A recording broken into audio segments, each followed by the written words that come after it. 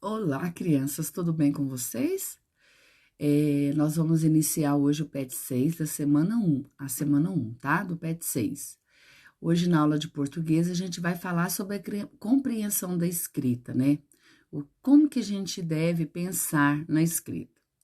Eu sou a professora Florisbela Martins Ferreira, professora do terceiro ano. Bom, lendo essa tirinha aqui, a gente vai prestar bastante atenção na escrita e ver se faltou alguma coisa para a nossa compreensão do texto. Vamos lá? Olha, descobri a cura do mau hálito. A cura vem nesse vidrinho aqui. Vou vender milhares, bilhões, milhões, bilhões. Como é que faz? Aí no último quadrinho, o que que o menino faz? Pois é, vocês entenderam o texto? Faltou alguma coisa nesse texto para você entender o que é essa cura do mau hálito? Facinho, né, gente? Não deu para compreender. Faltam palavras, mas a imagem nos dá a resposta, certo? E é uma brincadeira, é claro, né? O menino maluquinho entope a boca de todo mundo, ninguém vai sentir mau hálito, né? Então, gente, olha, então, o nosso assunto hoje é coesão e coerência. Mas para a gente compreender o que precisa para a nossa escrita, a gente não pode ficar muito preocupado assim. A gente tem que se fazer entender com menos palavras possível, né? Não é com muitas palavras que a gente escreve um texto. A gente escolhe bem as palavras, sabe? Liga elas, né, com os conectivos, né? Que é tipo assim, eu, pois, né? A gente vai ligando essas palavras para a gente ter o nosso texto. Então, vamos ler aqui, ó. O que é coesão textual?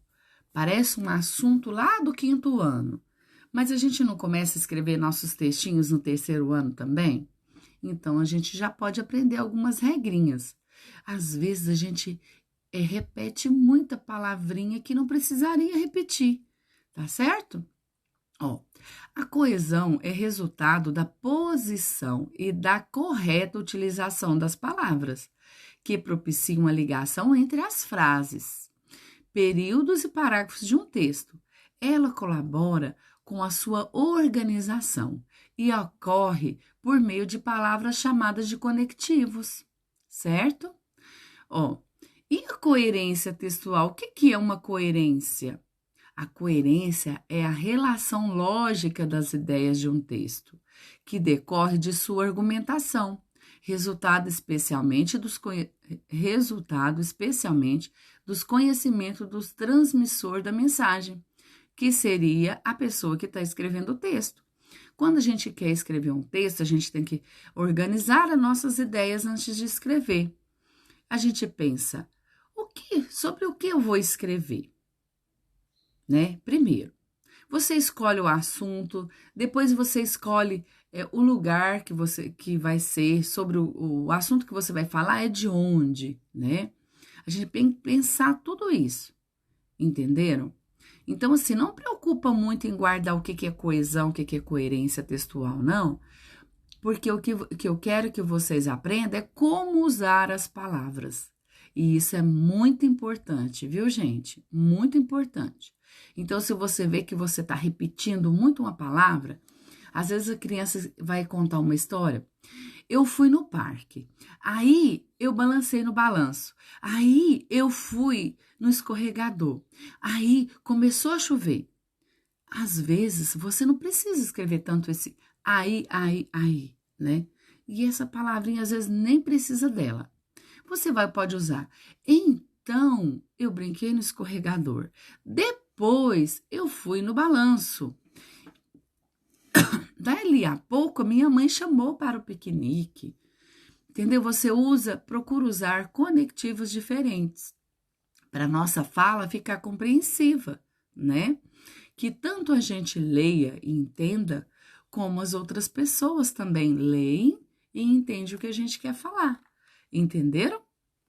Então, vamos lá nessa atividade do PET. Atividade 1. Leia a fábula abaixo. Primeiro, você leia várias vezes, tá certo? A fábula da convivência. Esse texto, você vai ler, você não tem essas marquinhas aí, mas você vai fazer no seu texto. A tia Flor ficou muito curiosa e marcou todas as palavrinhas que estão se repetindo, porque é a atividade 2 que está pedindo. Você vai ler o texto. Leia 2 vezes, se precisar, leia na terceira vez, para você fazer uma atividade bem feita, tá bom? A atividade 2 vem falando assim, ó, quantas vezes a palavra porcos espinhos apareceu no texto? Eu aconselho você usar um marcador de texto ou você pegar o próprio lápis e procurar e ir riscando, fazendo um tracinho embaixo onde está escrito porcos espinhos, porcos espinhos. Toda vez que essa palavrinha aparecer, tá bom? Vai lá no texto e marca. E depois você vai e conta. E conta para mim aqui na atividade 2 quantas vezes essa palavrinha apareceu. Tá certo? Na atividade 3, você acha que seria possível evitar a repetição dessas palavras? Como? Como que a gente evita repetir tantas vezes a mesma palavra? Certo? Na atividade 4, releia o texto, identifique os lugares nos quais a palavra porcos espinhos poderia ser retirada, sem prejudicar a compreensão, e risque-a. Aí você vai fazer diferente, você já marcou com marca-texto. Você vai com lápis, faz um tracinho. Olha, essa palavrinha aqui não precisava ter ela aqui, tá certo? Fique ligado porque, em algumas situações, pode ser necessário cortar outras palavras também, né? Atividade 5. Agora você leia uma outra versão da fábula. Compare as 2 versões e veja quais são as diferenças.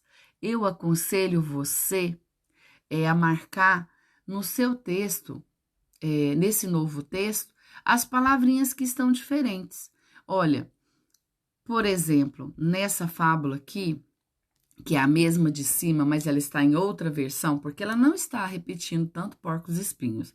Observem para vocês ver o tanto de amarelinho que tem aqui, e aqui só tem 2, certo? Então, nesse novo texto, vem modificando as palavrinhas, a palavrinha porcos espinhos foi substituído por outras palavras. E isso fez o texto ficar mais agradável à leitura, né? Porque quando a gente começa a repetir uma palavra sem parar, né, no texto, fica mais chato de ler, certo? A mesma fábula, ela só foi escrita em outra versão, tirando a repetição da palavra porcos espinhos. Na segunda versão da fábula, vem uma atividade aqui agora, gente.